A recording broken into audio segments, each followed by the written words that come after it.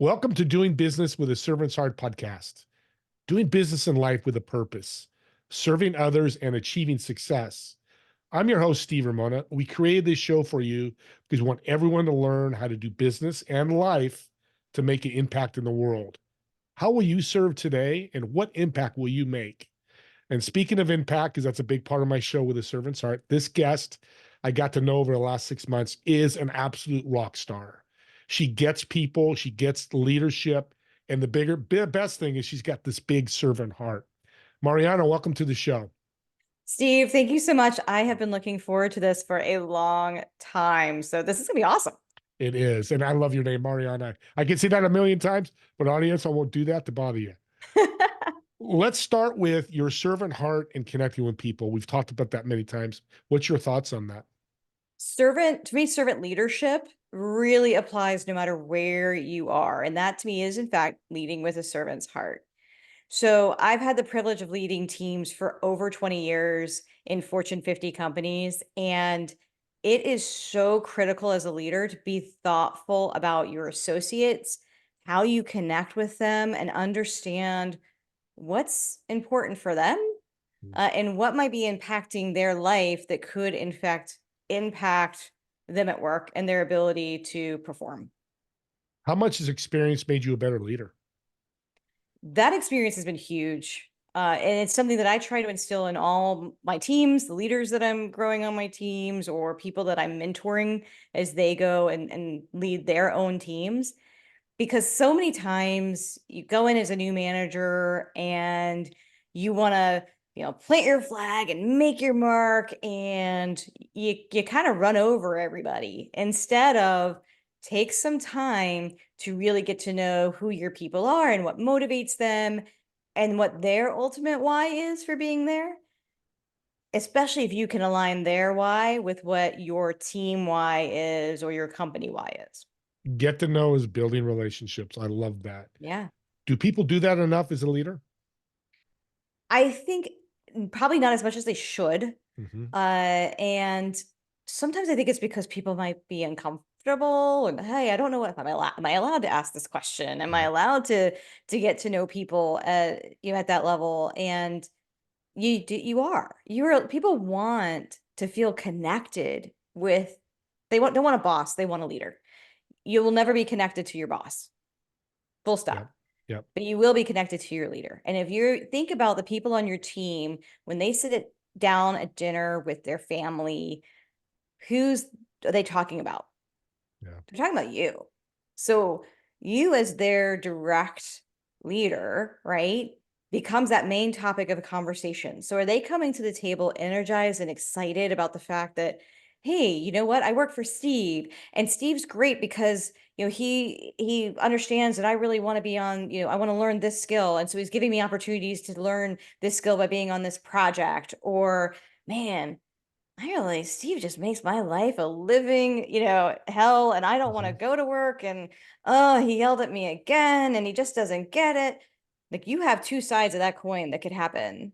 So Yeah. how often can you get it on that positive side? And that isn't, sometimes that positive side means you still have to be constructive.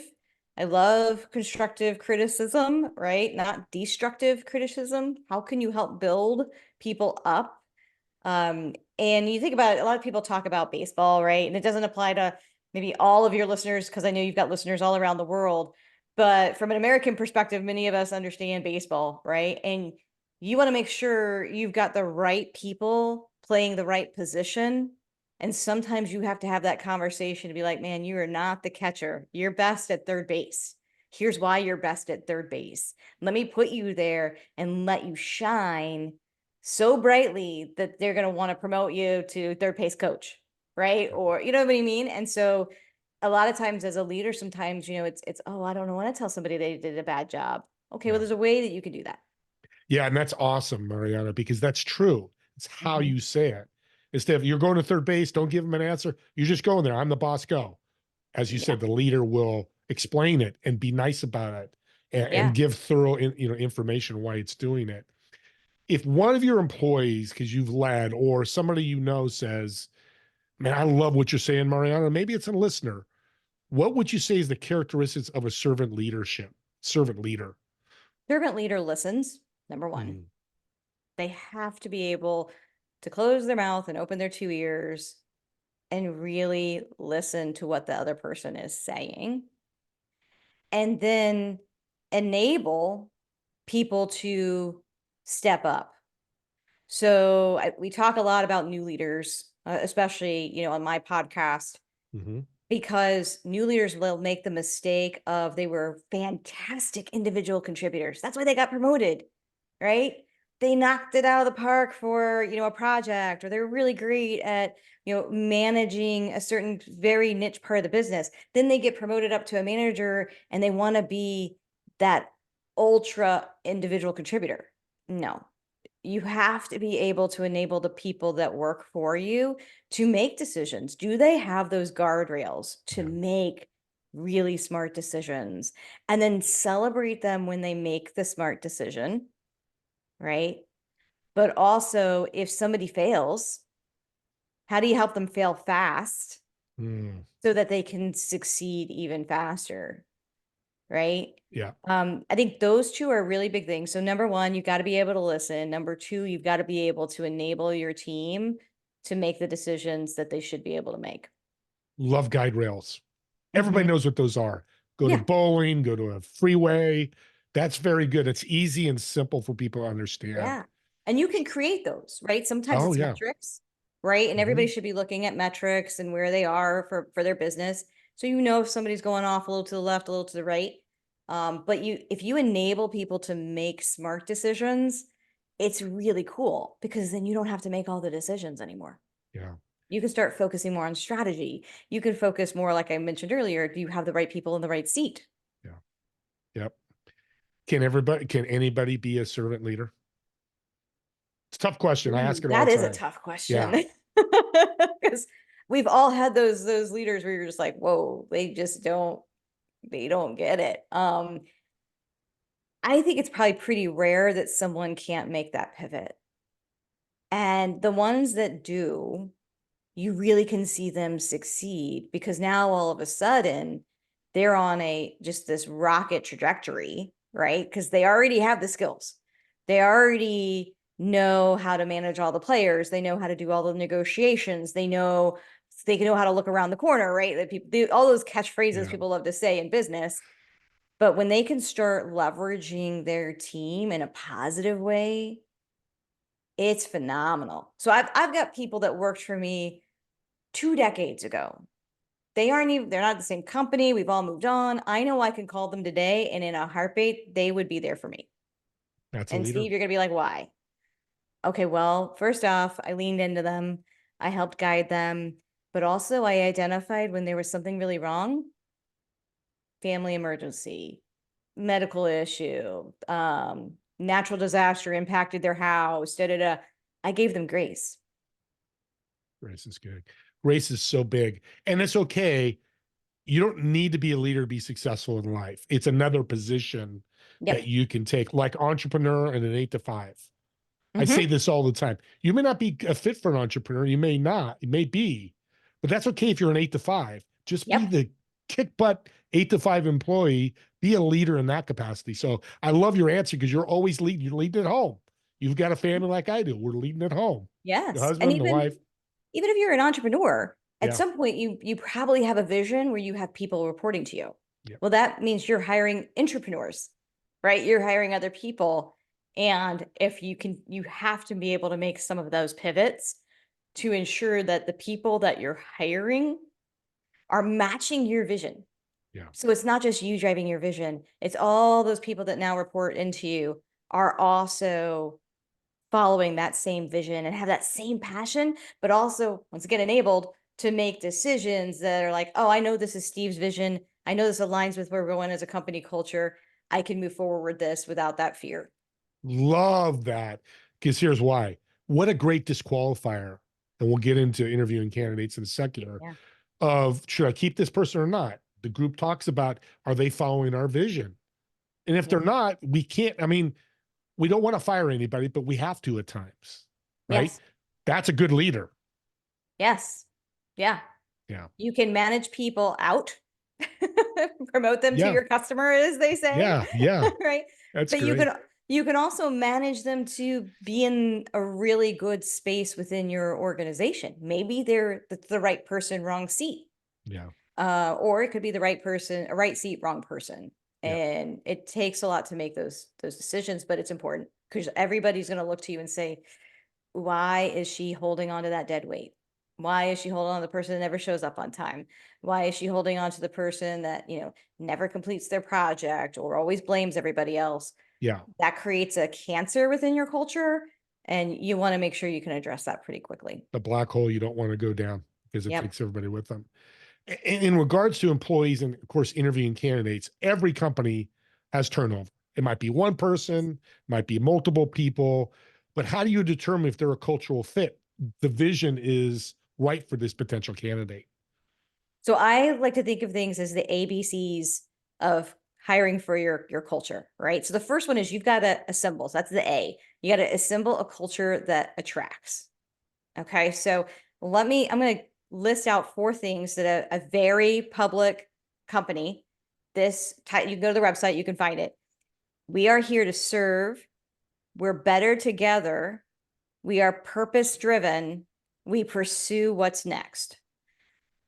Now, I don't know if anything pops into your mind, but I'm a Georgia girl. Okay. I was raised on Chick-fil-A. And you probably just heard that Southern twang come out when I said I was raised on Chick-fil-A. Okay. Yep. That's their core set of values. So if you walk into any Chick-fil-A, you're greeted with a smile. When you make your purchase, they always, say my pleasure instead of thank you, right? They're assembling a culture that attracts. So when they hire people, they're Fantastic. hiring people that match that culture, right? I mean, it's Yep. just, if I go to Chick-fil-A in California, I'm going to have a very similar experience that if I go to one here in Atlanta, right? Yep. And it's hard to do because it's a franchise. But we were just Yeah. talking about this morning in another group I was in. That's a tough industry. How many fast foods? I could drive down the street and there's 5 fast foods within less than a mile of each other. Yeah, So there's true competition, and there that is. and that There could go is. through any industry as well, right? Yeah. And you look at, so that's like kind of that assemble piece, right? And you mentioned it's a franchise, but they go through such a rigorous process to make sure that those owners understand what that culture is because they want that to continue to spread, right? It's phenomenal.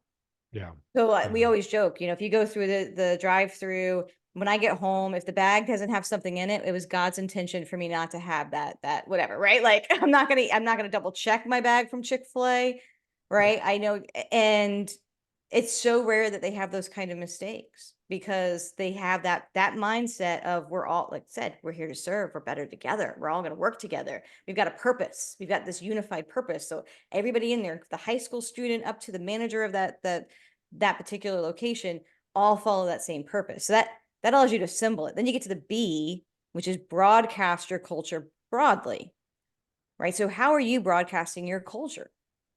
How are you coming to the table? Mhm. So Steve, as you build your team, if you come to the table and you are just like mad at everybody, you turn on the camera, you're happy. But when you turn off the camera, it's the other Steve that shows up, right? Then you're not broadcasting your culture internally to be the message you want to be able to be shown externally. Yeah. So like I've had the privilege to work with a lot of trucking companies and that sort of thing in my line of work, and that I've been doing for the past 20 years. And there are some that say, hey, if you see a driver doing something good, you have $500 that you can give to any driver once a year. Right. And hey, almost like that caught red-handed, but doing something good, not something bad. Right. Yep. It's really cool. It's really cool if you get a customer that says, hey, this person did a really great job of my sales experience, at Kroger, right? Or Publix or whatever your local grocery is. And they put in that 1-800 number, or they scan the QR code and they provide a positive feedback. When that comes around and there's some sort of reward to that associate, man, that's really cool. Hey, she got an extra bump on her, weekly salary because she did something great. But that's not only broadcasting it internally, you're broadcasting it externally that this is Yeah. something that you support. And then you got a commission based on culture fit, the C, right? So we think of being a commission as an officer, right, in the military. And it takes years. It's not a 15, 30-minute interview, right? It's Nope. not. So you've got to be really thoughtful about how are you interviewing? Are you just interviewing for the technical skills? Or are you also Mm. interviewing for, do they have the culture that you want on your team? How do you get to know them to understand, how they would interact with others or with their direct boss? My first job out of college, so I'm going way back. We were taking the time machine. All of my hair was brown, none of it was gray, right? And my first job, when I interviewed for that job, part of it was a lunch interview. And the whole reason for this lunch interview is for the other person to determine, would they want to spend 8 hours with me in an airport in case we had a flight cancel? Great question. Right? Like, but how do you Great ask question. somebody that? How do you ask, are you going to annoy me? You can't. But if you can go have lunch with no planned interview questions, can you keep the conversation going? Can we laugh about situations? Whoa, that's powerful. That's powerful. So and I just had a great thought. So you're in this interview process, building a relationship. Thumbs Yes. up, thumbs down. Thumbs down. And that's Yeah. okay. Not everybody's a fit, but you're building that relationship. And then when you do get hired, you're like, okay, this is a person that this, I know they can Yes. do this. Oh, that's Yeah. powerful. And then you know that you're making really smart decisions, Yeah. right? So I had one lady I had interviewed, the position was open, we were ready to give her an offer, and she was an internal hire, and so we was like, man, this is the right person, and she was getting ready to go on maternity leave, right? And so I could have made a choice and say, you know what, I'm not going to make her the offer. I can't be without a leader. I'm already without a leader for 3 weeks. I can't be without a leader for another maybe 8, could be longer, right? Mm-hmm. I was like, nope, the right thing to do is this person. I'm willing to not have somebody physically in that seat for a minimum of 8 weeks because I know she's the right person. Yeah. And that's really cool because then you can go back and look and be like, wow, well, now she's a director or senior director. People move on, they get promoted, just from that one move from an individual contributor to a manager, because you've gotten to know them. And if you know it's the right person, like you go after that person. Yeah, and you're willing to do it. They're coming in with a higher love for the job, Yep. work with you better, doing multiple things. Yeah, I mean, and the reward of dollars. Some people go, "Oh, we're rewarding people." I said, "That's what life's about." Mm-hmm. I get a good story from a restaurant. I ran a restaurant, and the waitress got a good story. Yeah, I'm going to send her $50. Yeah. You know, hey, thank you. Here, I'm going to throw $50 as a bonus. Yeah. I mean, It's even as a not. customer, where Yeah, as a restaurant owner, if yeah, you have really good repeat customers and they've created a rapport with your team, yep. holy cow. Best restaurants, the If I best. come in, there's one restaurant popped in my mind that we go to on a regular basis. Like, they know us. We walk in and they know us. We make the reservation for the wrong day. We still show up. They're like, oh, you know what? We can make you a table. Right. And that goes back to, how are you treating people with a servant's heart, right? Yeah, It's yeah, every day. It's not just in corporate America. It's not just as an entrepreneur. It's not just as a restaurant owner, right? It's every day. You have so many opportunities to live that value. yeah. I love that story because you're right. It's I think of restaurants too, and they say your name. And when I ran a health club, we used to tell the front desk people, "Well, I don't know everybody's name. We have 8,000 members." I said, "Just cheat. Look at the computer monitor. And go, hey, Mariana, have a great workout." And Yes, when they started exactly. doing it, it's like they're Whoa, it's building amazing. relationships. Yeah, It's exactly. it is amazing, when that happens. It's truly magical. Yeah, it really is. And you need to work towards that to be Yep. successful. All successful businesses have that, hands down. Let's get personal. Awesome. What's your favorite game and why? All right, this is a good one. And it's so hard for me to choose because I have so many. We play a lot of games in my household. Okay, so that's everything from Monopoly Deal, which is a super fast way to play Monopoly because, yeah, I refuse to play the board game. Uh, to There's a fun one that we play called Hide Your Nuts, and it's manufactured in the U.S. So Brandon Blocker is a guy that I interviewed way back when, and he's purposely gone after building games here in the US, all the way Wow. from like what the images are to manufacturing, the packaging and everything. That's not one of his, but he's another one that's really cool called Bootlegger. And you're basically like running liquor right? It's a card game, but you're trying to get a certain number of sets of gin or bourbon or whatever, and then you got to get your getaway car, and you got to have your city where you're going to, and all that kind of cool stuff. So that's probably one of my favorites from a planned card game. And then right now we're teaching our girls hearts. So that's been super fun too, explaining, well, you got to count cards and you got to observe and you got to watch what you say at the table. And maybe you say something just to throw people off. And Right. so that's been really cool to teach them strategy. So I'd say two highest things right now, hearts, just because it's been fun the past few weeks. And then bootleg is another really cool one. It's interesting. You mentioned celebrating with your employees. Mm-hmm. Here you go. 2 card games. They can, take an hour break. It's huge. It makes them human, not just employees. Yep. And it helps with the celebration. Have fun. That's what celebration is. Have fun with somebody that succeeded. That's right. We're running out of time. You have given us so many nuggets. My pad here is full of notes. How can people reach out to you and ask a question or want to work with you? Yeah, so mightinmotion.com is where you can find most anything. And all my social links are out there. There's a link to connect, all that fun stuff. If you want to tune into the podcast, it's same name, which is Might in Motion. And that's a great podcast to go tune in and listen to. Try to keep my episodes about 30 minutes. So those bite-size interviews are always fantastic. And then I'm really big on LinkedIn. So it's Mariana Kinney at LinkedIn, and just go out there, look me up, connect that way. I respond to all those DMs on LinkedIn. It is me, it is not a bot. So if you really want to connect with me directly and not send me an email or go through the website, go to LinkedIn.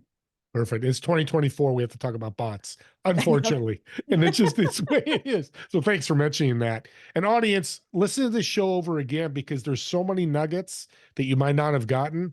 We're going to be 25 minutes. Just listen to it or run through it fast to a point you want to be, and learn more from Mariana, and reach out to her, because I've been working with her. She's a true rock star. And that's the only people I want to work with. I want to remind everybody, tomorrow, January 5th, my new TV show launches, Together We Serve. You'll probably see Mariana on that TV show here soon. Got some ideas for her. And I want to thank you all for listening to the podcast, Doing Business with a Servant's Heart. Think again who you're going to impact today and who you're going to serve today. Let's change the world together. Talk to you later.